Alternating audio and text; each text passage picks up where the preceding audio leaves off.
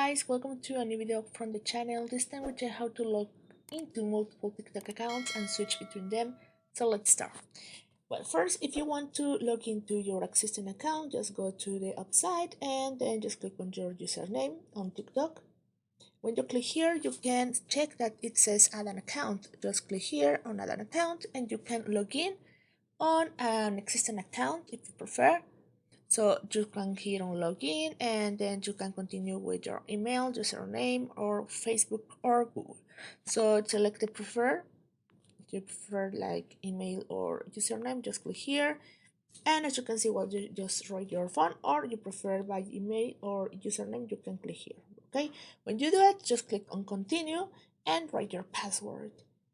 After you register or log in your existing account, just back, and in this case again, let's click in our username upside and just click here, and if you want to change account, just click on the account that you want to log in, and now it's all ready, and you can see that I log in a different TikTok account without any problem. So guys, I hope this works for you. Thank you for watching this video. Remember to subscribe and give a thumb up to this video.